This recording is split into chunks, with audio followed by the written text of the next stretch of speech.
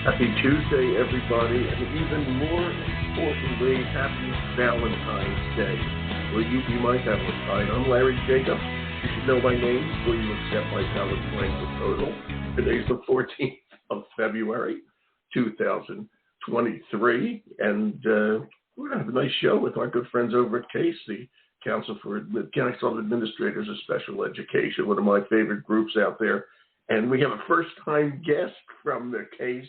Phyllis Wolfram, the executive director, is usually with us, but today I hope the beginning of a whole new thing, which will include Phyllis. We have Dr. Brigid Bright here, and Brigid is a former administrator with over 20 years' experience in the field of special ed. She's now the director of communications and membership for CASE, again, the Council of Administrators of Special Education. That's what we're going to be talking about for the next half hour or so, about how CASE, how special ed administration fits into school, all the things that they're doing to get people interested, involved, and prepared for a good year in special education. This is key.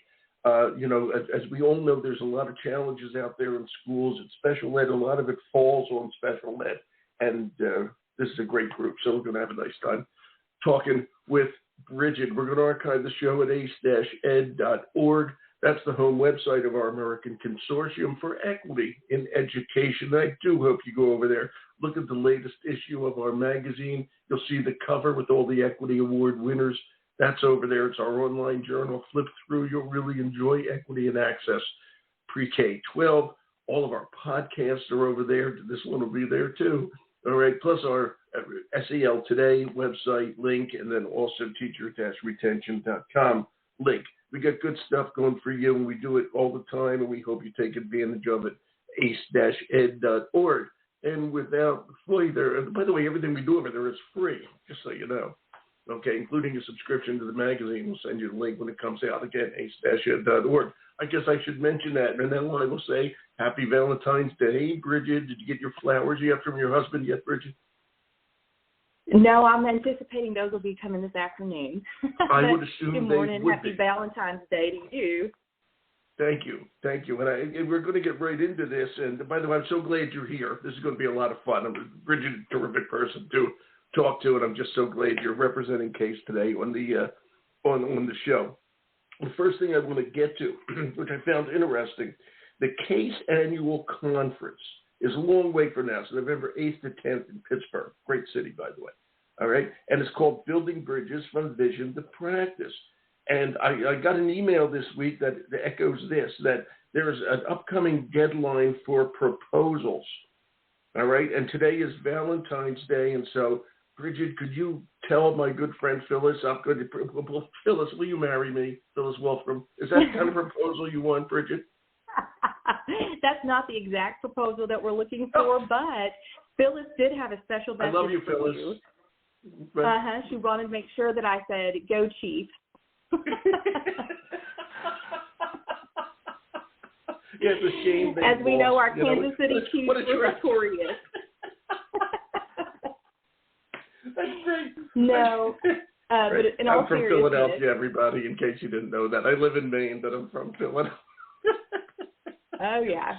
Yep. Right. They played a great game. I got to tell you, they played a great game, and they deserved their victory. Okay, that's all there is to it. They deserve their victory, and I thought it was. That's very gracious of you. It was funny at the end because Travis Kelce was screaming how nobody respects the Chiefs, and I don't know a single person, football fans especially, who don't like the Chiefs and Patrick Mahomes. They just thought the Eagles were going to beat them that day. It's not disrespect, okay? So I thought it was kind of funny, but well-deserved. You got me now with that subject. Well-deserved victory. What can I say? I will. All right, I will really pass something. that along. So, Phyllis, I will not accept my proposal, I guess. So we'll go on to what kind of proposals are you looking for? Let's get this done because there's a deadline, and I know a lot of people want to get involved. Proposals to present at the CASE annual conference, which again isn't until November, but this has an earlier deadline. So what are you looking for? That's correct. Yeah. Right. So the deadline is March 1st, and what we're looking to do is to obtain proposals that are based around our theme, which is building bridges from vision to practice. So in special education and in public education as a whole, we know at times there's a research to practice gap. And so what we want to do is offer sessions that are focused on actionable things that leaders in special education can do to help those practices in special education. We want things that are providing innovative solutions to the problems that our leaders are facing with teacher shortages, providing mental health, and all around just practitioner shortages in special education. Right. I'll tell you the providing mental health thing. I did a podcast a few days ago with my good friend Ann Brown from the Cook Center for Human Connection, and they deal a great deal for schools, in teen suicide. Okay, and then I read today that a young lady was in the New York Times. I think it was in the Times, might have been the Globe here, but a young lady a 14-year-old, beautiful young lady in New Jersey committed suicide after she was bullied by some kids. And then that was videoed, which embarrassed her to the point that this lovely young child, killed herself. And it's just, this is the kind of thing we're up against. And I'm telling you, a lot of this falls on the counselors and the special ed folks. It's just It's brutal out there. Yeah, but we scary. know that there are so many great programs and awesome things going on across the country. And so I just encourage, even if perhaps you haven't presented before, or this might be your first time submitting a proposal, that I feel very strongly that our leaders across the country have stuff to share, and especially highlighting the good news of special education too. And so I would just encourage anyone that had any interest, or if you have something that you think others could learn from, to please submit proposals. Right, and I'll just submit my idea, and that is that a lot of teachers that are not special ed teachers hold special ed as something separate. They have deep respect for those teachers, but it's a separate thing. And my point is the special ed professionals have a lot to offer to the entire school, and those bridges have to be broken down. So that everybody understands, what they know and how you can work with them to help all your kids. Thoughts? Larry, you're so right. And in fact, this afternoon, I'm going to the local college here to talk to aspiring general educators about special education. And that's my very message, is that all means all. And so as you enter into the field of public education, you're responsible for every single child. And it's special education and services is not a place you go to. It's services that are provided to you. And that's a team effort. So I'm really excited. We're on the same wavelength there. So how do you submit a proposal? Is there a thing on at kcec.org, or how do you want people to submit it? Yes. They're on the homepage of the website, like you said, kcec.org.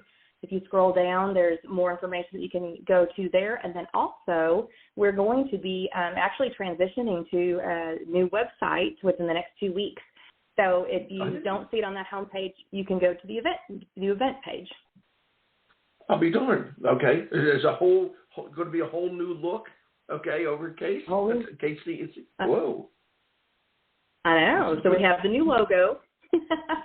And we had to We're have going to talk about that. A spiffy We're website. going to talk about that. Would you do me a favor, Madam Director of Communications? Make sure you send me an email and send us a press release about the new website. So we can help you with the launch. How's that sound? I would love that. Yeah, please don't forget that. Put that on there, or I'll have to withdraw my proposal to Phyllis if that doesn't happen. So you hear that, Phyllis? So stay on Brigid. Make sure she does that. What's the new logo? So can you talk about it? Sure, certainly. When you go to the website, you'll see that the current website has the old logo on there. But if you go under the About Us page, there is information regarding our new style guide and logo. And we are just so thrilled to share this new logo. It actually gives a description. We have 4 core values, and those values are represented with the new colors that are underneath the logo, the red, purple, green, and bronze. And then Also, with the diamond, that is kind of the icon that we're transitioning to. It has multi-facets on it, and that represents the diverse population that we serve. I like that. That's good. That's good. I like it. When is that officially unveiled? Just this January. We did roll that out through our membership. And we had video with Phyllis explaining that. And that was on the front page of our website for a while. But now that we have that style guide wrapped up, that's why we were able to then soon transition to a new web design. Well, wait a minute. Now I got to do something here. Okay, hold on. Oh, wait. Now I know what I'm talking about. Okay, so I saw the new logo. Okay, I thought I did. I get it now. Now I get it with the four. I get it with the four sides. Now I see it. Okay, very good. That's excellent. The new logo was on your weekly newsletter, right? That's correct. Yeah, that's where I saw it, and I knew it. Okay, as I said the question, I knew it, and it looks terrific. Okay, it is a multifaceted thing, special education. I'm glad you guys did that. You know, you talk about the new style guide. What does that mean? What do you hope to accomplish with? What does that mean? And what style in terms of what?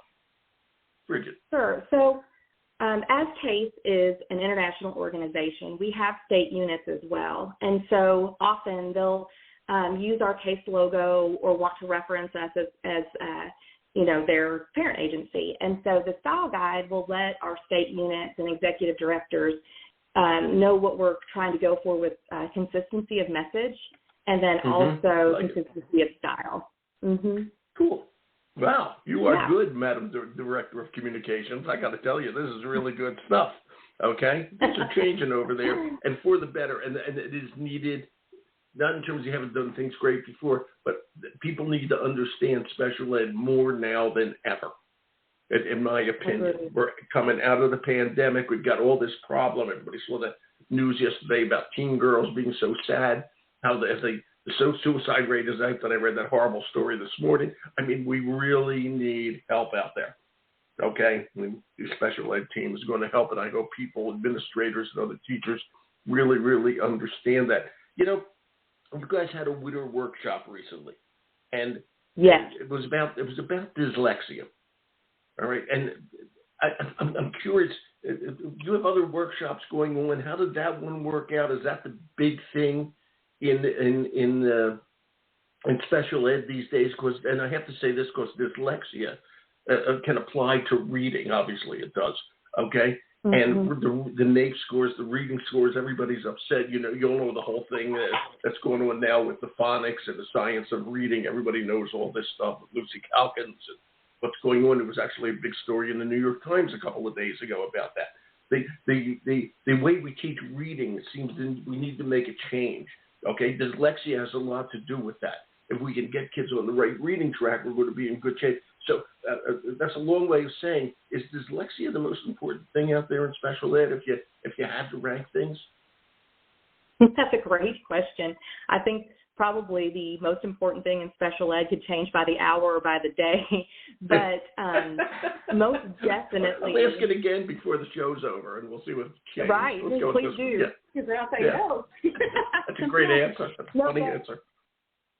You know, Dr. Vicki McNamara, who's our Director of Professional Learning, really has her finger on the pulse of the needs across the nation. And so when CASE is designing professional development offerings, they're looking what's happening in other states. And getting to have that national perspective is so important because what I can share with my experience as a director, we in Arkansas went through the science of reading and giant dyslexia shift yes, you did. A number of years ago.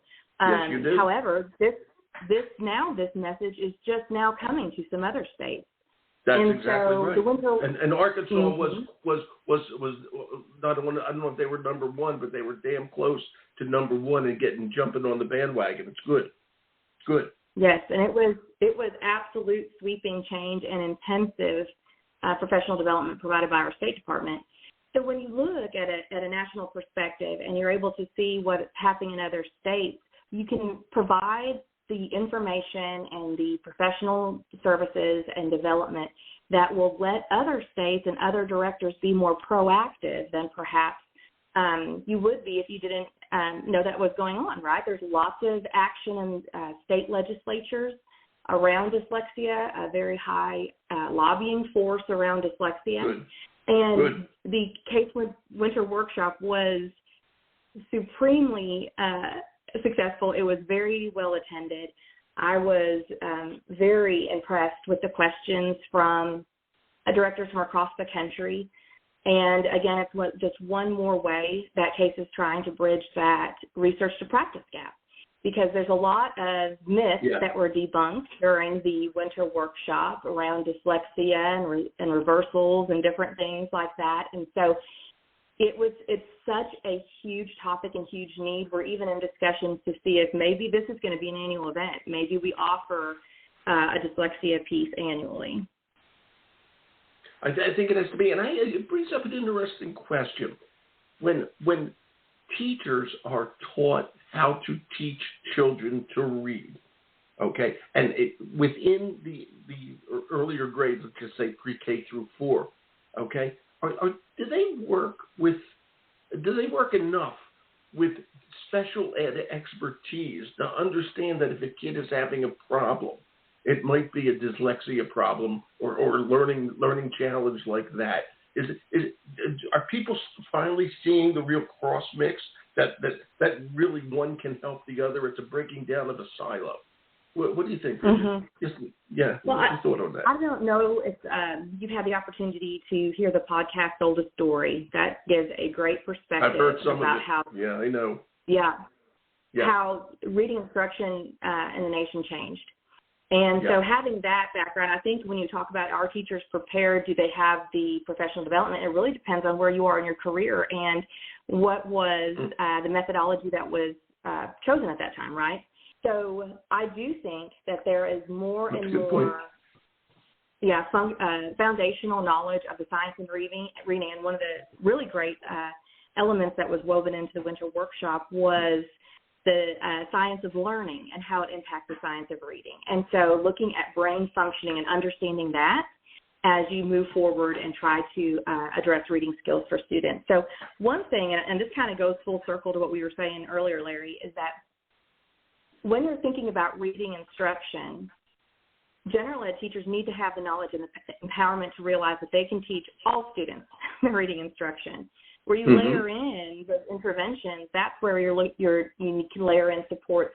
And it doesn't have to be students that are IEP eligible. It could be for all students with the multi-tiered system of support. So I do think that work is going on nationwide. It's just when the reading had been so prevalently taught one way, it takes time, and when we know better, we do better, right?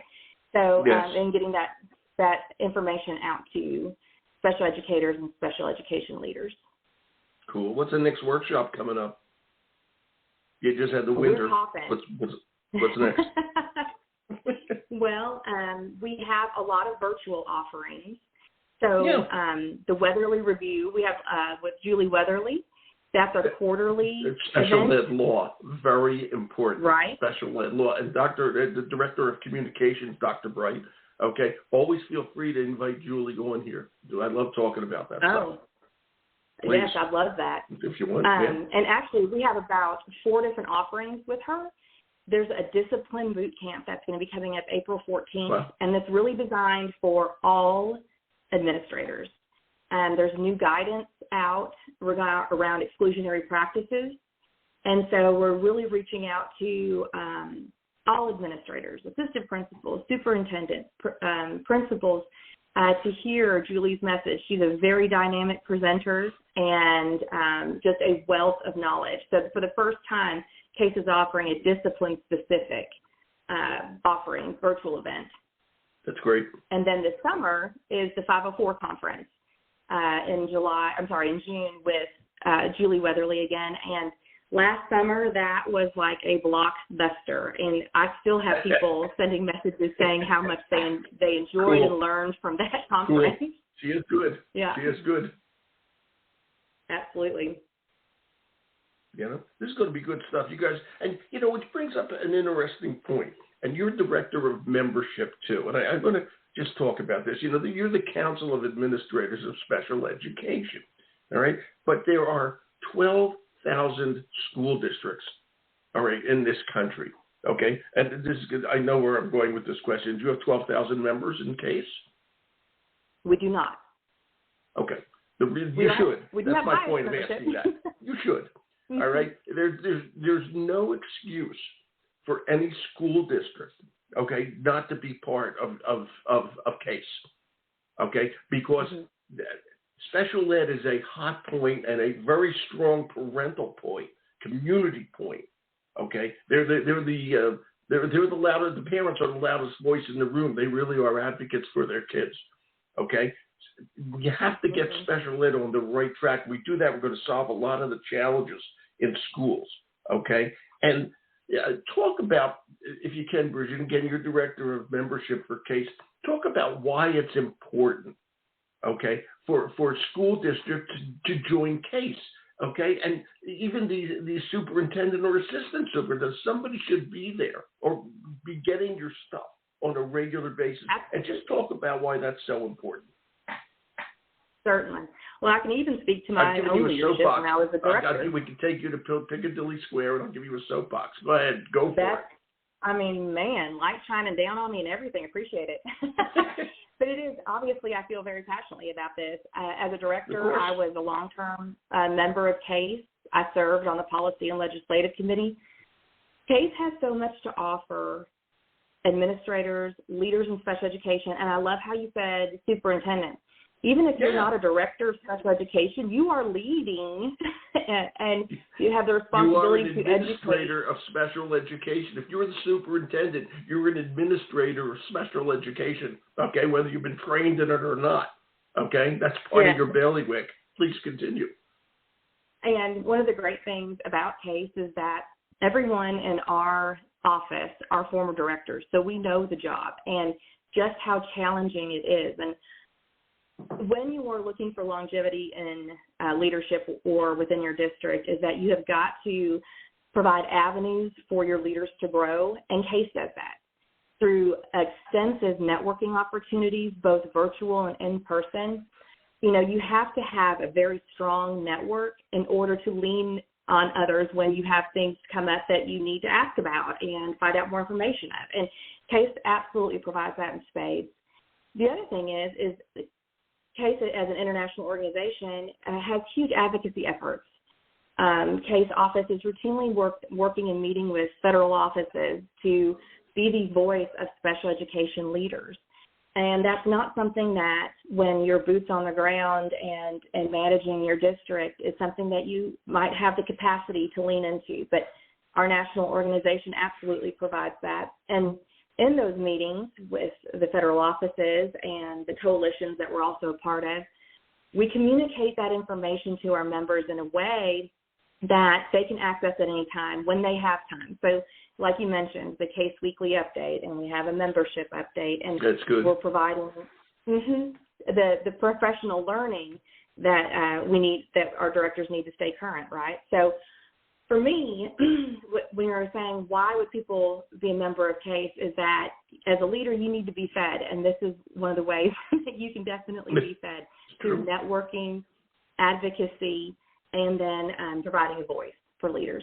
It's all just part and parcel. It's a changing landscape out there, okay? And things have to change accordingly. All right, and you guys, and by the way, I didn't mention this before, and I don't let people know this. The CASE is a division of CEC, which is the Council for Exceptional Children. Okay, and I'm telling you, we cannot afford to waste any kids. Special ed is extremely important. All right, we got to really do a lot for it, and we got to be aware of its implications into, quote, a mainstream classroom, unquote, whatever that is these days. Okay, so we got to be really careful of what it's true. Everything's changing out there. Okay, and if everybody's responsible. You said it before. Everybody's responsible for everybody else. If things are going on in schools, okay, and they have to be aware and understand. And we got to look for the great leaders to really lead. So I'm glad you brought up about the superintendents and all that sort of stuff.